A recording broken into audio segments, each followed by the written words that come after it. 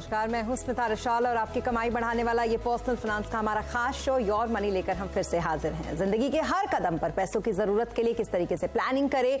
Your money ना आपको सिर्फ बचत करना बताते हैं बल्कि अपनी बचत पर मोटा मुनाफा कैसे कमाया जाए ये गुण भी हम आपको सिखाते हैं ताकि आप जिंदगी के हर गोल को अच्छे से पूरा कर सके। अगर आप भी योर मनी में सवाल पूछना चाहते हैं तो हमें ईमेल करें। हमारा ईमेल आईडी है yourmoney@nw18.com। आप हमें 7045220000 पर अपना सवाल व्हाट्सएप भी कर सकते हैं। इसके अलावा योर मनी फेसबुक और ट्विटर पर भी लाइव है, आप यहां भी अपना सवाल हमें भेज सकते हैं और अपने जवाब पा सकते हैं। योर मनी पर आपके सभी सवालों का जवाब देने के लिए आज हमारे साथ हैं वाइज इन्वेस्ट के सीईओ हेमंत रस्तगी जी। हेमंत जी, बहुत शुक्रिया हमारे साथ इस शो पे जुड़ने के लिए। और जैसा कि हमारे इस शो का हमेशा से एक रिवाज रहा है कि हम कॉलर्स के कॉल लेने से पहले, उनके सवाल जवाब से पहले कुछ ऐसे बेसिक्स चीजें होती हैं जिनको क्लियर करते हैं ताकि जो नए हैं यानी कि जो म्यूचुअल फंड के बिगिनर्स हैं उनको भी और जो लगातार म्यूचुअल फंड में इन्वेस्ट कर रहे हैं उनको भी कुछ जानकारियां मिल जाए और उनके कॉन्सेप्ट जो हैं वो भी क्लियर हो जाए। तो आज हम बात करेंगे मल्टी कैप और फ्लेक्सी कैप पर। और हाँ, यहां पर हम बात करेंगे मल्टी कैप बनाम फ्लेक्सी कैप की। तो मैं चाहूंगी कि सबसे पहले हेमंत जी आप जरा इस फंडे को क्लियर करिए कि ये मल्टी कैप की एबीसीडी जो होती है वो क्या होती है। जी, आई थिंक जब हम मल्टी कैप और फ्लेक्सी कैप फंड्स की बात करते हैं तो दोनों ही इक्विटी फंड्स की इंपॉर्टेंट कैटेगरी हैं।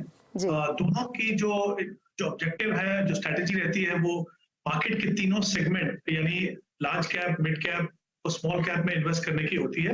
लेकिन दोनों की जो स्ट्रेटेजी है और जो फिलॉसफी है और जो सेबी के जो डेफिनेशंस हैं वो थोड़े अलग है। पहले अगर हम मल्टी कैप फंड से शुरुआत करें तो जो सेबी की जो डेफिनेशन है मल्टी कैप फंड्स की, उनमें एटलीस्ट 75% पैसा जो है वो फंड मैनेजर को इक्विटी में इन्वेस्ट करना होता है और उसमें 25% जो है वो मिनिमम लार्ज कैप में और 25% मिड कैप में और 25% स्मॉल कैप में इन्वेस्ट करना होता है। यानी तीनों सेगमेंट के अंदर बराबर बराबर एक्सपोजर मिनिमम किसी भी फंड मैनेजर को मल्टी कैप फंड में इन्वेस्ट करना होता है। जो बाकी 25% है वो उनके पास फ्लेक्सिबिलिटी होती है कि वो किसी भी सेगमेंट में जहां पे उनको लगे पोटेंशियल उसके हिसाब से वो इन्वेस्ट कर सकते हैं। बट अगर हम एनालिसिस करें पोर्टफोलियो की जितने मल्टी कैप फंड्स हैं तो हम पाएंगे कि जो 25% का जो एक बड़ा हिस्सा है वो ज्यादातर जो है वो लार्ज कैप में जाता है। तो थोड़ा सा बायस आपको दिखेगा लार्ज कैप में, बट सबसे इंपॉर्टेंट चीज ये है कि तीनों के तीनों जो सेगमेंट है मार्केट के उनमें आपको एक्सपोजर मिलेगा।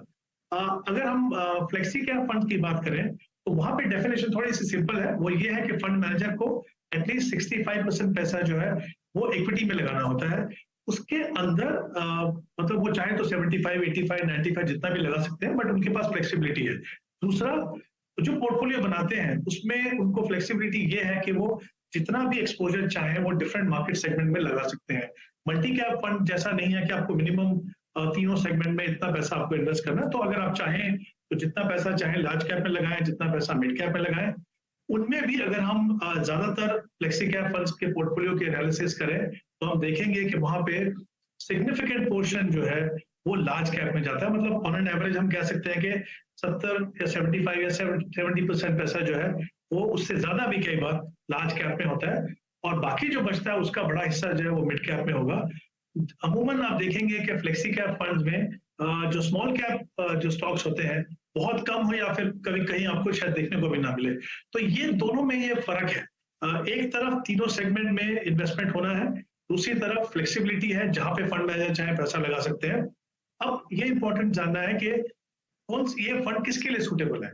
अगर आप ऐसे इन्वेस्टर हो, आप चाहते हो कि तीनों सेगमेंट में मेरा पैसा लगा रहे और हम ये भी नहीं चाहते कि हमें उसको रीबैलेंस करना पड़े समय समय पे, यानी अगर बहुत ज्यादा एक्सपोजर मिड कैप में हो जाए तो उसको कम कैसे करें, वो किसी भी इन्वेस्टर के लिए प्रॉब्लम होती है। तो आपके लिए फिर जो मल्टी कैप फंड्स है वो सूटेबल है। लेकिन क्योंकि 50% पैसा लार्ज कैप और मिड कैप और स्मॉल कैप में जाता है उसमें वॉलेटिलिटी ज्यादा हो सकती है, लेकिन ऑफकोर्स साथ में उसमें पोटेंशियल भी है कि वो आपको लॉन्ग टर्म में ज्यादा रिटर्न दे। फ्लेक्सी कैप फंड उन इन्वेस्टर्स के लिए अच्छा होगा जो चाहते हैं कि उनके पोर्टफोलियो में थोड़ा सा बायस रहे लार्ज कैप का, लेकिन साथ में वो ये भी चाहते हैं कि कुछ पैसा जो है वो मिड कैप और स्मॉल कैप में रहे। यानी खुद ना डिसाइड करके आप फंड मैनेजर को डिसीजन देते हो कि आप जितना पैसा जिस सेगमेंट में आप लगाना चाहो वो लगा सकते हो। तो जैसा मैंने शुरुआत में कहा, दोनों ही इंपॉर्टेंट कह सकते हैं कि ये कैटेगरीज हैं, बट डिसीजन इन्वेस्टर को ये सोच के लेना है कि आपका खुद का रिस्क प्रोफाइल क्या है और आप किस तरह का पोर्टफोलियो बनाना चाहते हैं। अगर खुद के रिस्क पे आप इसका चुनाव कर सकते हैं, लेकिन हेमंत जी फिर भी हमारी ये कोशिश रहती है कि एलोकेशन को लेकर जो थोड़ा बहुत डाउट रहता है लोगों के दिमाग में, उसको भी हम लगे हाथ दूर कर दे जब हम किसी भी कैप की बात करें। तो यहाँ पर इन दोनों कैप की जिस तरीके से आपने बात की, तो एलोकेशन, एक स्टैंडर्ड एलोकेशन क्या होगा अगर हम एक पोर्टफोलियो के लिहाज से इसकी बात करते हैं? तो देखिए, जनरली मेरा ये मानना है कि अगर आप ऐसे इन्वेस्टर हो जो अपना पोर्टफोलियो बना रहे हो लॉन्ग टर्म के लिए, तो आपके पोर्टफोलियो में, जैसा मैंने कहा, कि बायस होना चाहिए लार्ज कैप, यानी ज्यादा प्रोपोर्शन जो है वो लार्ज कैप में होना चाहिए। क्योंकि जब हम लार्ज कैप की बात करते हैं तो हम बात कर रहे हैं कि इंडिया की जो टॉप 100 कंपनीज हैं in terms of market cap, यानी जो दिग्गज कंपनियां हैं, वो 100 कंपनीज में वो पैसा इन्वेस्ट होता है। तो जाहिर सी बात है कि जब आप 15, 20, 25 साल के लिए इन्वेस्ट करते हैं तो आप चाहते हैं कि आपका ज्यादा पैसा जो है उन कंपनीज में लगे तो उतने लंबे समय तक सर्वाइव करें और वो ग्रो करती रहे। तो जनरली मेरा ये मानना है कि थंब रूल अगर आप लेके चलें तो 60% पैसा आपका लार्ज कैप में हो और 40% जो है वो मिड और स्मॉल में हो। उसमें भी आप कह सकते हैं कि जो 40% में भी कम से कम 70% या 60% जो है वो मिड कैप में और बाकी स्मॉल कैप में। तीनों सेगमेंट का आपके पोर्टफोलियो में इंपॉर्टेंट रोल है। स्मॉल कैप जो स्टॉक्स हैं बेसिकली वो आपको ज्यादा रिटर्न दे सकते हैं, लेकिन वो वॉलेटिलिटी ज्यादा होते हैं, इसीलिए उनका होना जरूरी है आपके पोर्टफोलियो में, लेकिन प्रपोर्शन आपके लिए बहुत इंपॉर्टेंट है। तो ये तो आपका ब्रॉड एलोकेशन है। उसको चुनने के लिए आपके पास 2-3 तरीके हैं। जैसे हमने कहा, अगर आप चाहें तो मल्टी कैप फंड ले सकते हैं, अगर आप चाहें तो फ्लेक्सी कैप फंड ले सकते हैं, अगर आप चाहें तो अलग अलग लार्ज, मिड और स्मॉल में इन्वेस्ट कर सकते हैं। बट वो डिपेंड करेगा आप किस तरह के इन्वेस्टर हैं। नए निवेशक है, बहुत ज्यादा समझ नहीं है किस तरह से रीबैलेंसिंग करना है, कैसे चुनना है, तो फिर ये दो कैटेगरी, दोनों की दोनों कैटेगरी मुझे लगता है काफी इंपॉर्टेंट। और छोटा सा सवाल मेरा ये रहेगा आपसे हेमंत जी, की जो टैक्सेशन होता है खास करके फ्लेक्सी कैप में, उसको हम कैसे समझेंगे टैक्स के लिहाज से? ये दोनों की दोनों जो है वो इक्विटी कैटेगरीज है, तो जो टैक्सेशन दोनों का बिल्कुल सेम है।